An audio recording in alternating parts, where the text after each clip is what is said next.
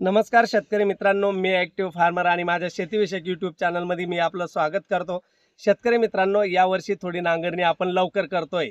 दुष्काळ सदृश परिस्थिती आहे, पाण्याची उपलब्धता कमी आहे, जास्त पिकं आपल्याला करता आलेली नाहीत। तर आपल्याला सगळ्यात महत्त्वाचं म्हणजे नांगरणी ही जर वेळीच केली तर तुम्ही पाठीमागे बघा की हे कसं तण उगून आलेलं आहे आणि हे तण आपल्याला जर नष्ट करायचं असेल तर ह्या वेळेस आपल्याला नांगरणी लवकर करणं गरजेचे आहे। नांगरणी लवकर करण्याचे फायदे आहेत ते काय? पूर्वीचे शेतकरी म्हणायचे की हिवताचा खडा आणि शेणाचा गाडा हे दोन्ही बरोबर असतात।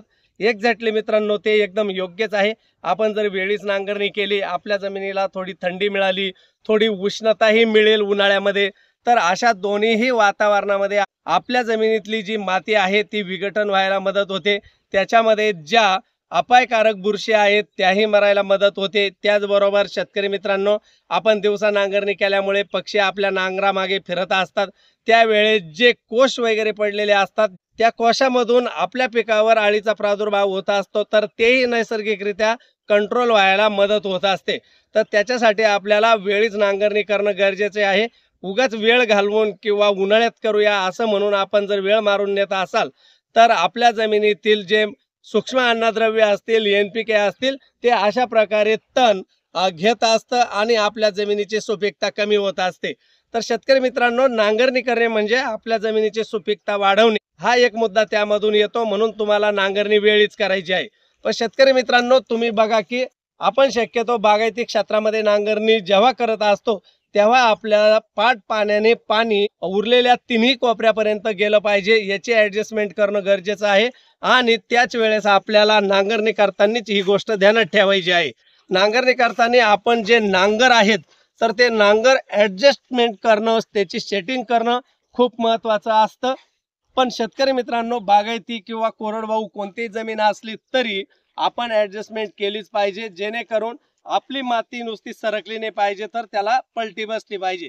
तर त्याच्यासाठी नांगरही तुम्ही मोठ्या फाळाचे निवडले गेले पाहिजे, जेणेकरून माती ही डायरेक्टली पलटी बसेल, खालची माती वर येईल, वरची माती खाली जाईल आणि हे जे तुम्हाला तण दिसत आहे किंवा वरच्या भागामध्ये आपण जे जे खतं दिले असतील तर ते व्यवस्थित खोलीपर्यंत पोहोचतील आणि पुढच्या पिकासाठी देखील त्याचा फायदा व्हायला मदत होईल।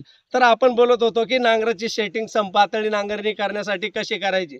तर शेतकरी मित्रांनो, कंपनीचं जे शिफारस आहे ती आहे की जेव्हा आपण नांगर जोडत असतो आणि टॉपलिंगचा वापर करत असतो त्यावेळेस नांगरापासून ते ट्रॅक्टरच्या हिचपर्यंत जिथं आपण टॉपलिंग जोडत असतो तिथपर्यंत यामधला अंतर साधारण आपल्याला 24 इंच ठेवणं गरजेचं आहे, ज्याच्यामुळे आपले हे जे पाठीमागचे नांगर आहेत ते समपातळीत चालतील आणि तुम्ही खाली बघा की व्यवस्थित प्रकारे थर हा तुटला जाईल।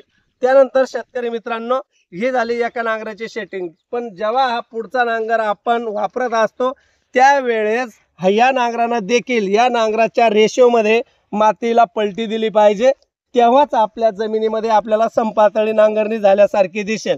तर त्याच्यासाठी आपल्याला काय करायचं आहे की प्रत्येक ट्रॅक्टरला ॲडजस्टेबल हँड येत असतो। हा ॲडजस्टेबल हँड जो आहे तो आपल्याला इथे ॲडजस्टमेंट करायचा आहे आणि तोही जेव्हा या मोठ्या नांगराच्या रेशोमध्ये मातीला पलटी बसेल अशा ठिकाणी आपल्याला तो सेट करायचा आहे।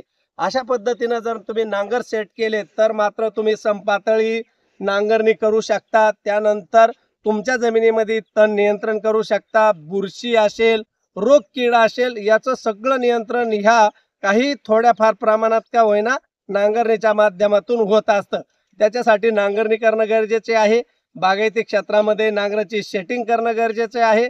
आणि शेतकरी मित्रांनो, यानंतर तुम्हाला कमीत कमी डिझेलमध्ये तुम्हाला कसं नांगरणी करता येईल याच्याबद्दल मी टिप्स आणि ट्रिक्स घेऊन येणार आहे।